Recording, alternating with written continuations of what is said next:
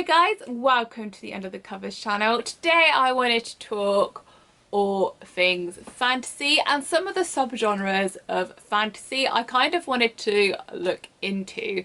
So the subgenres that I am talking about are high fantasy and epic fantasy.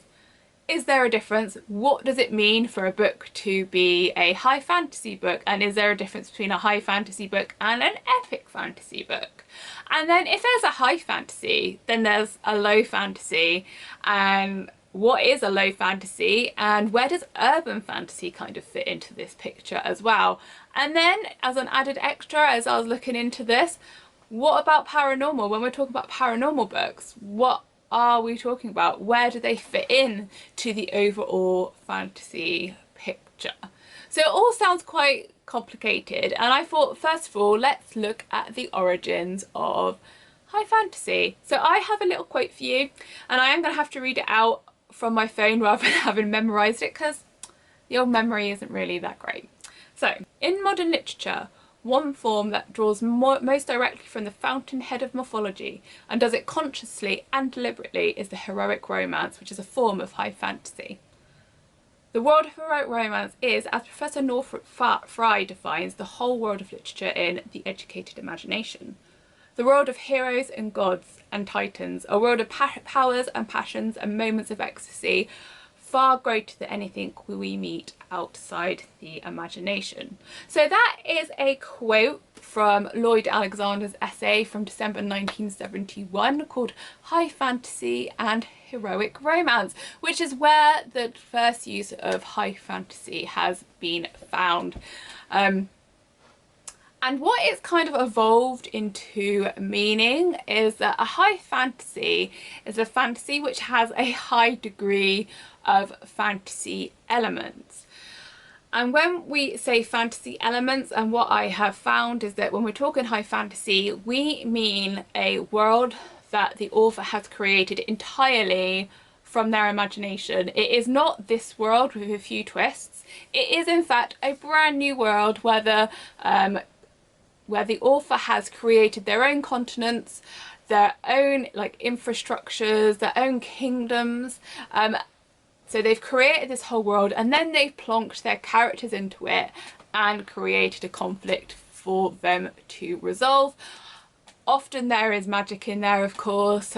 We have magic, we have dragons, we have anything that, as we say, we can conjure up from our imagination, and quite often which bases itself within myth.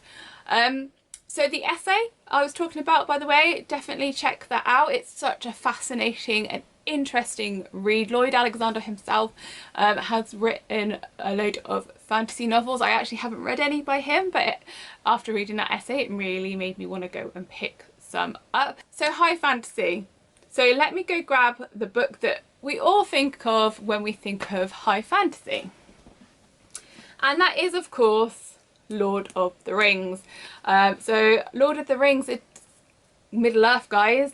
Tolkien has created Middle-earth and all of the creatures and types of people that reside within it, down to creating their own language. And then we have a Silmarillion, which is a bible of kind of this world and how it was created.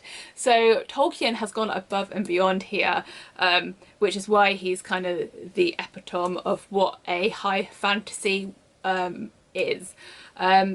So this is unquestionably, when you're thinking about high fantasy, we all immediately think of Tolkien's Lord of the Rings.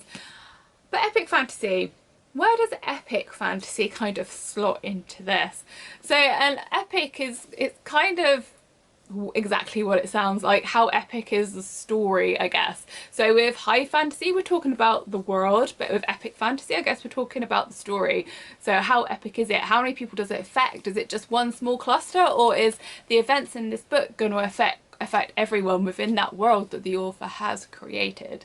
I mean, often high fantasy, epic fantasy, they kind of come hand in hand, because why create a world when you're just going to focus on a very small part of it? But when you're talking about actually common parlance of how people use it, no one is really that technical when they're having a conversation with their bookish friends. If you hear the word epic fantasy. It generally means high fantasy, so they generally mean kind of the same thing when you're talking about this in reality. So Tolkien's book, you'll hear them referred to as an epic fantasy as well as a high fantasy, and it kind of means the same thing. It's a story set in the world the author has created, which has huge consequences for the characters within it. But of course there are, I guess, high fantasy novels where actually maybe the story is less epic. But, you know, there's kind of always exceptions to the rules, but generally when you're talking about like a high fantasy, you kind of mean an epic fantasy and vice versa. But that statement of like the epic fantasy having a story that affects kind of the whole world rather than just a few characters also got me thinking about, well, what does that really mean? Like on the page, what does that, how is that reflected? So for example, Amanda Boucher's Kingmaker Chronicles. So this is a high fantasy because it's a brand new world that the author has created, even though there is some familiar mythology, for example Greek mythology in this, I think it is. But the scale of the story is pretty epic. It spans kingdoms. We have people making, the main characters making choices for like hundreds of people, as it turns out by the end. But it doesn't have the same feel as Tolkien, whose decisions in this book also affect the population of the whole world. And I guess in this book, the journey isn't quite so wide. In Tolkien's book, we have different characters travelling all over the whole of Middle-earth to try and achieve their aims.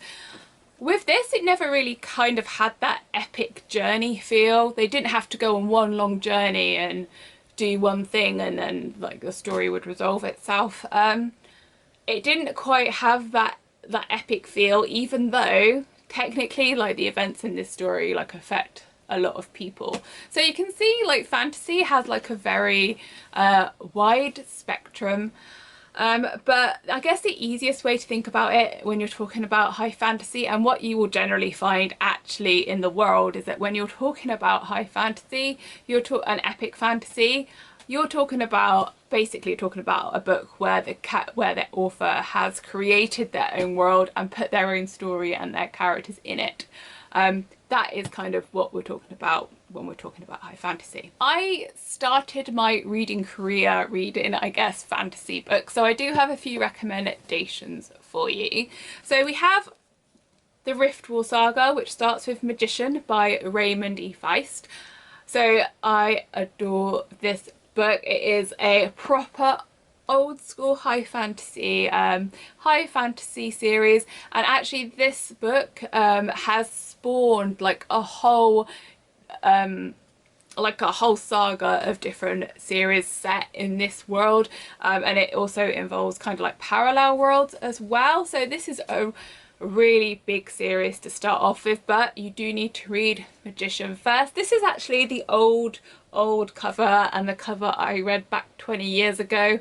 So do give it a shot if you want to read some, I guess, some classic kind of high epic fantasy. If you're like a newbie to high fantasy and you don't really know where to start but you want to give it a shot, this is a series that I recommend you pick up. It's the Belgariad series by David Eddings, the first book of which is Pawn of Prophecy. So it's an epic high fantasy, but it's done in a really accessible way, with characters that you will fall in love with. So we have a motley group of adventurers with our young chosen one who is being introduced into the world of politics and conflicts and prophecy. So I really recommend this one. It's a really fun book. It has some really funny moments, it has some touching moments, and a tiny bit of romance, but you will fall in love with the characters in this book. I cannot recommend this highly enough. It's like one of my absolute all-time favourites. For something a bit more modern, let's talk Jennifer Eastep and her Crown of Shards series. So this would be a high fantasy book.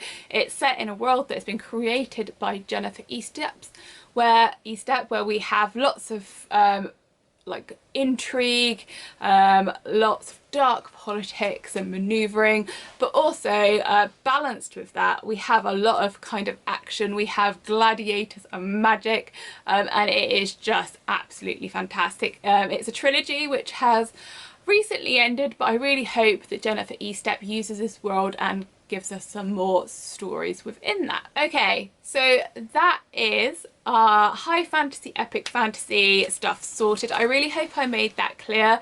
If not, please let me know in the comments and I will answer any questions. I will also put the link to the high fantasy and heroic romance by Lloyd Alexander essay into the information so that you can go and read it yourself. It's a fairly shortish read, but it is well worth giving a look if you are interested, I guess, in the history of the genre.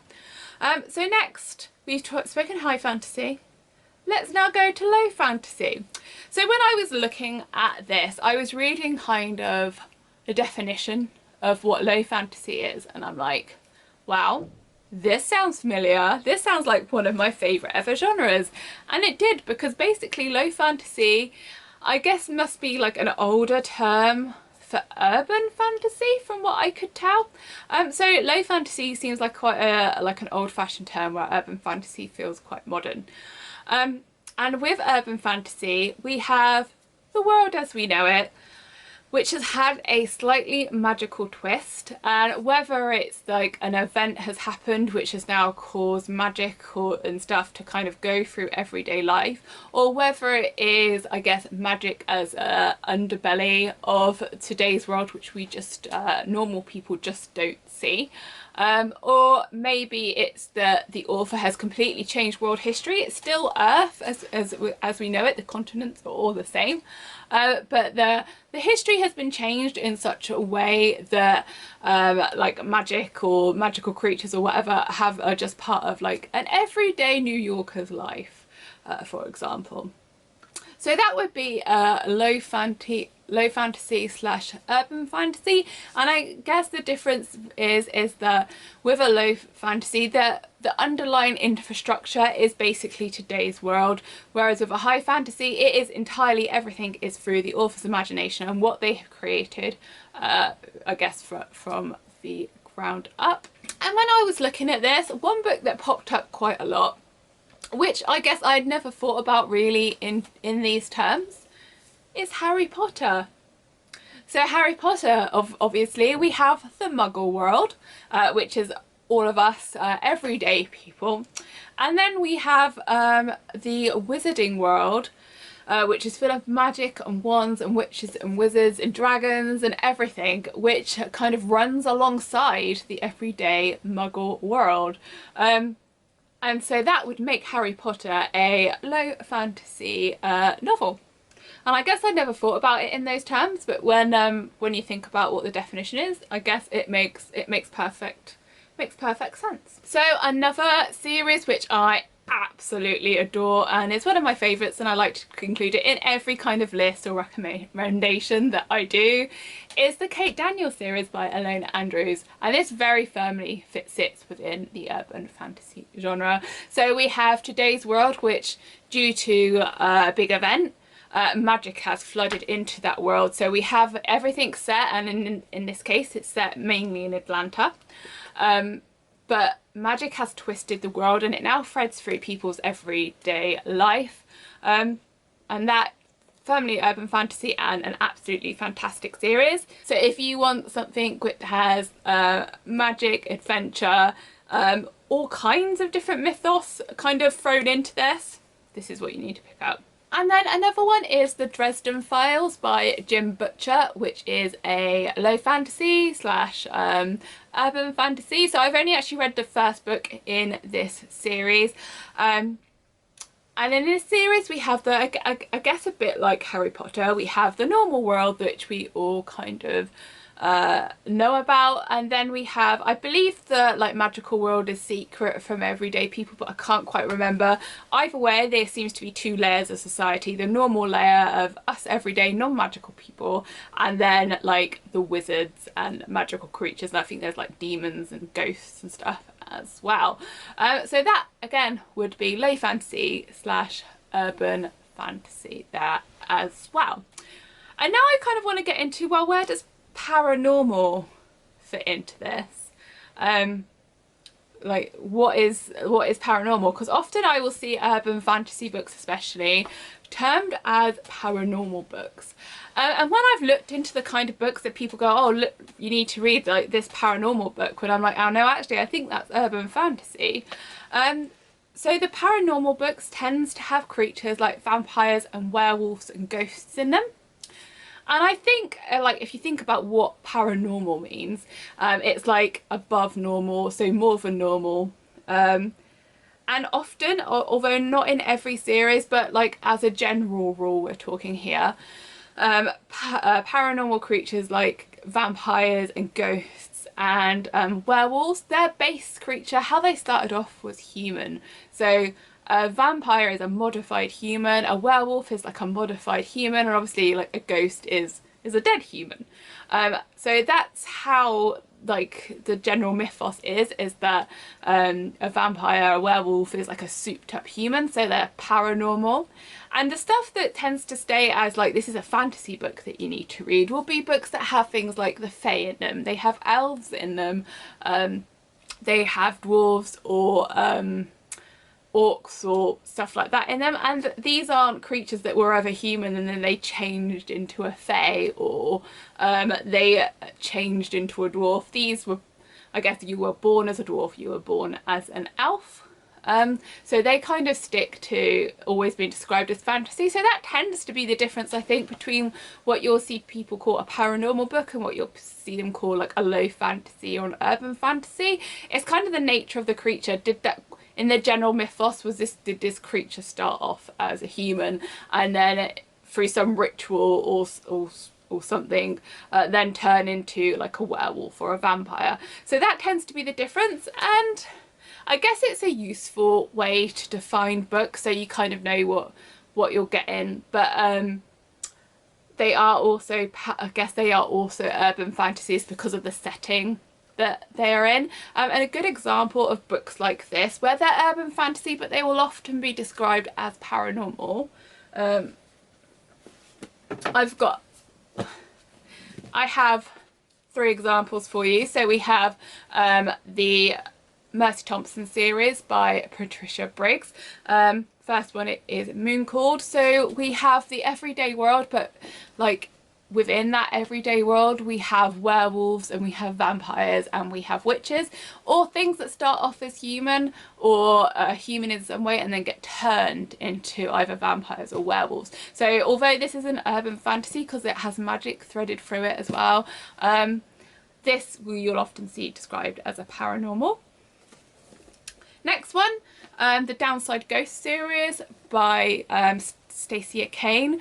So this has witches and ghosts in it. So again, starting off as human and they kind of turn into something else, or they evolve their abilities into something else, but they're basically humans with a paranormal twist. This you will often see described as paranormal, and really kind of it's set in like this world but with a magical paranormal twist, so it can also be seen as a low fantasy or an urban fantasy. And lastly, the Guild Hunter series by Nalini Singh. Often you will see this referred to as paranormal because we have vampires in this one and we also have angels actually in this one. And in this one, this is the type of book where the author has changed the kind of world history right from the beginning.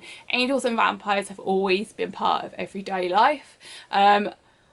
But it's set kind of on this earth, and you will recognise things like New York and all the cities are the same. It just so happens they are ruled by angels rather than by humans. But you will often see this also termed as paranormal, but again it also sits quite comfortably within the urban fantasy genre. So let's recap a little bit. So high fantasy, epic fantasy, author has created their own world and created everything within it. Often also they will have maps at the beginning of their books, which is always kind of delightful to see when you're opening it up. And then we have urban fantasy and low fantasy, and some books within that will also be called paranormal. Okay, someone's drilling.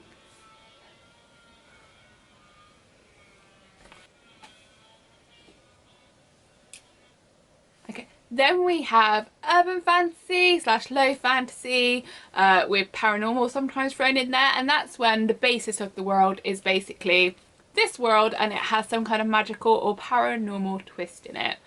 I guess next up is, why is it important? Why does it matter what we call these books? They're all fantasy after all. And I guess my answer to that is, like, fantasy is a absolutely humongous genre. We have Tolkien on one hand, and then we have like Alona Andrews on the other, and they are such different books, but they are all technically fantasy books. But when you're, say, looking for a book to read, it's a very helpful shorthand to know that when you're saying, guys, you're talking to your bookish friends and you're saying, guys, do you know what I'm really in the mood for? I really want an urban fantasy, because you really like in the mood for like the real world, but maybe with some kind of magical twist in it. Or maybe you're like, oh, I just really want to read something with some elves and some dwarves in it. I want like loads of magic and stuff being thrown around, and you know that actually maybe what you're in the mood for is some high fantasy. So having these subgenres within the fantasy genre, I guess it's just a really helpful shorthand for people to kind of know what it is that they're looking for, and like help them get their recommendations, help you recommend books to other people as well. So I hope that has been helpful, and if you were ever confused or weren't quite sure what was meant when people talk about high fantasy and epic fantasy and urban fantasy and low fantasy, I hope that has cleared that up somewhat. Any questions, please do let me know in the comments and I will answer those for you. And I just wanted to kind of end this with another quote from the essay, and again I will be reading from my phone because I think it's a really lovely point to kind of end this video on. When our world is so fantastic, I'm amazed and thankful we can still be deeply moved by worlds that never existed, and touched by the fate of people who are figments of our imagination. And I think that is a lovely sentiment to end this video on, so thank you very much for listening. Don't forget to subscribe to the channel and visit us at undercoversbookblog.com, or follow us on social media. You'll find us on Instagram and on Facebook. Have a fantastic month, and I will see you in the next video.